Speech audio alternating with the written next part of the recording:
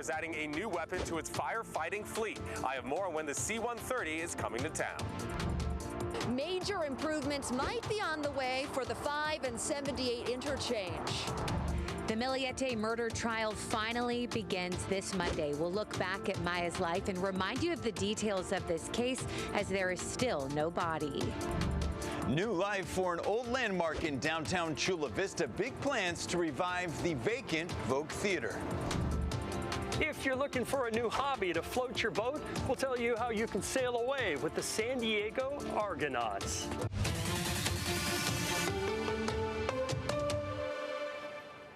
CalFire will soon welcome 2 new firefighting aircraft, to be based here in San Diego County. Good evening and thank you for joining us. I'm Carlo Cicchetto. Hi everyone, I'm Stephanie Simmons, in tonight for Marcella. The aircraft will be stationed at the agency's Air Attack Base in Ramona. News 8's Alex Cheney talked with CalFire today about how the aircraft will help keep you safe. I'm here at the Ramona Air Attack Base, which is already the farthest south air attack base in all of CalFire. They tell me that they're going to be adding a new massive plane that dumps 4,000 gallons of water and a new helicopter to their firefighting fleet. Basically, I see it as like a 1-2 punch. Captain Oscar Sotelo from CalFire told me today the arrival of the C-130 air tanker and S-70 helicopter will be a game changer in the battle against wildfires. Right, we get a vegetation fire in San Diego County. We just increase the aircraft in the area that could go out and help put out these fires. Currently, CalFire has 2 air tankers in Ramona that hold about 1,200 gallons each of pink fire retardant. But the new C-130, a converted military plane, will carry over 4,000 gallons, more than triple the load, and the S-70 helicopter will carry 1,000 gallons. The helicopter's a little bit more nimble. They could be a little bit more precise. C-130, we're able to drop 4,000 gallons of fire retardant in one flight, right? It doesn't have to go back and forth. The C-130 stationed in Ramona will be a state resource. It will move as needed to respond to wildfires. CalFire says there are currently 7 in the state. 5 will be in service, with 2 in reserve.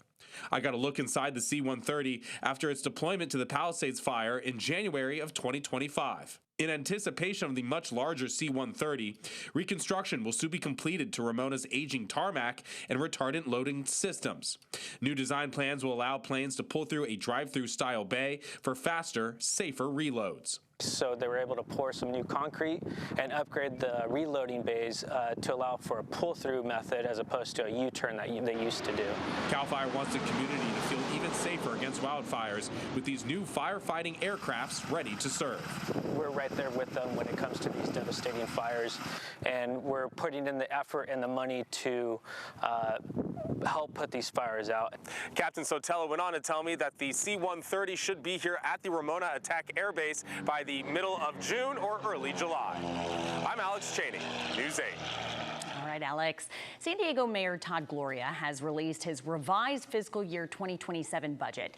He says the city has benefits from higher than expected tourism and golf course revenue. The budget restores rec center and library hours in districts 4, 8, and 9. It also adds $100,000 for gun violence prevention, reinstates bathroom maintenance staffing at Shoreline Park, and protects staffing for December nights at Balboa Park.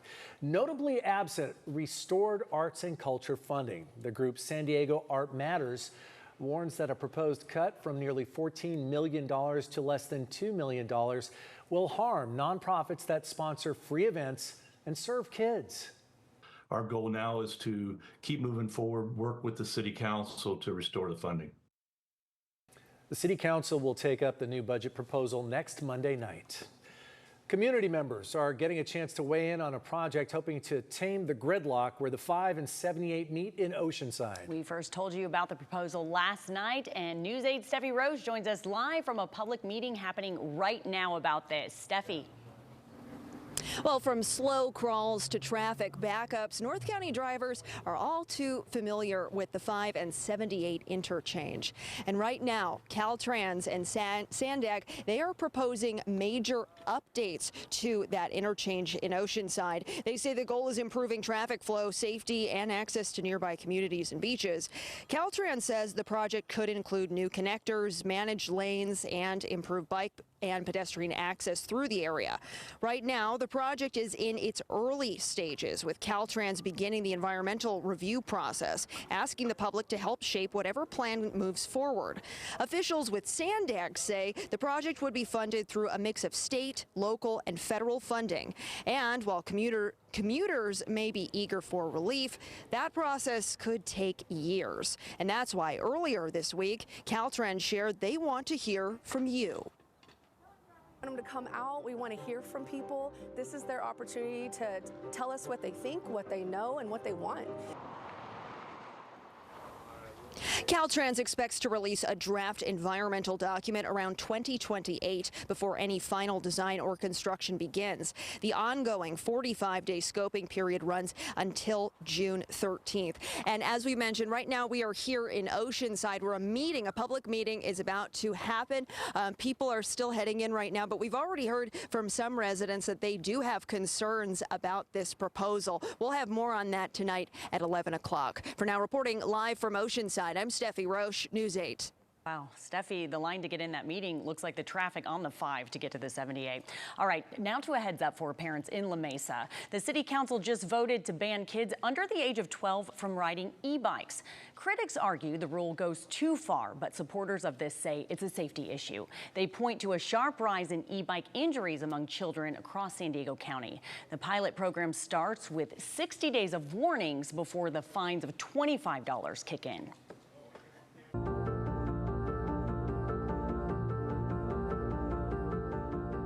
Missing Chula Vista woman Maya Millete has captured the attention of our community for more than 5 years now. And while her body has never been found, opening statements in her husband's trial for her murder are set to begin Monday. News 8's Jenny Day joins us live from Chula Vista with a look at this high-profile case. Jenny. Yeah, you know it. Maya has been described by her family as miniature but fierce, a bold personality full of life. The day she went missing, she had contacted a divorce attorney and she had plans that weekend to go to Big Bear for her daughter's birthday. But they tell me that she suddenly stopped responding to the family group chat. Her car was found at home, but her ID, debit card, and cell phone were all missing. And I'll remind you that there was no blood found in the home. Maya's family has described her disappearance as an unbearable nightmare.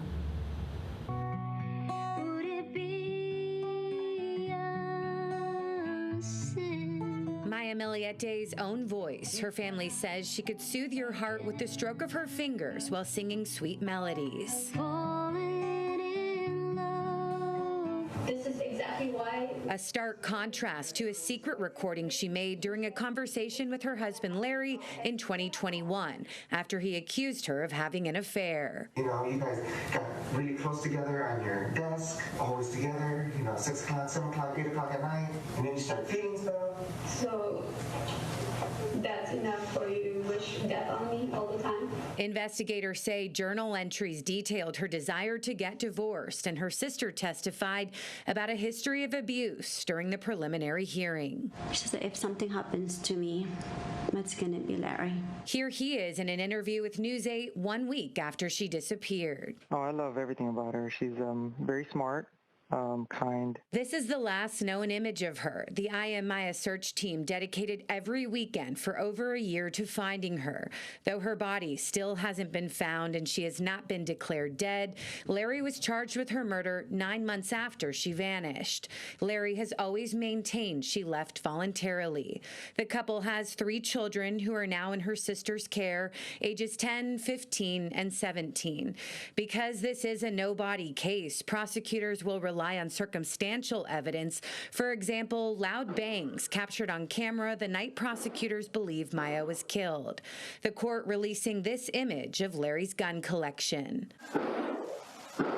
The next morning, police say Larry left the house, drove between 400 and 600 miles, while his cell phone stayed off for nearly 12 hours. He said he'd been at the beach with his son. There is also neighborhood surveillance showing a fire in their backyard 4 months after Maya went missing. Her burnt credit card found among the ashes. That my sister had suffered so much. I didn't know that. I wish I could have known. I could probably help her better.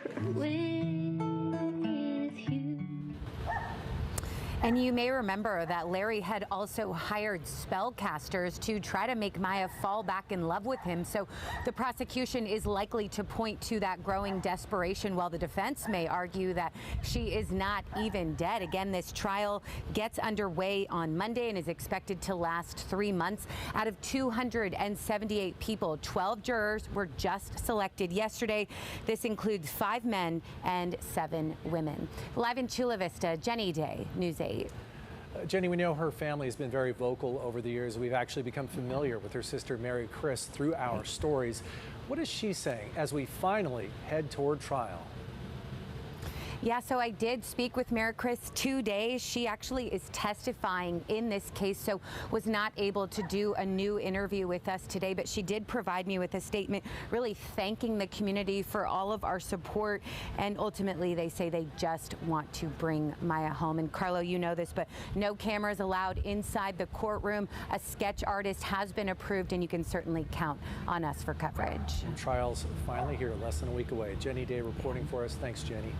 And you can watch our coverage of the Millete case through the CBS 8 app on your TV or phone. Stream now for free. Today, crews broke ground on the first affordable housing project at San Diego State Mission Valley. SDSU is developing a housing project called Addison with the Chelsea Investment Corporation. The project will transform a lot outside of Snapdragon Stadium into a 126-unit affordable housing development. University employees who meet the income requirements will be prioritized.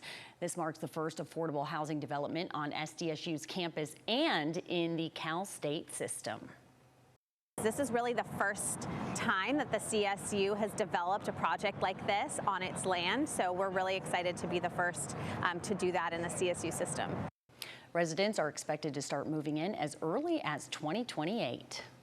Airbnb is taking steps to crack down on so-called party houses ahead of Memorial Day.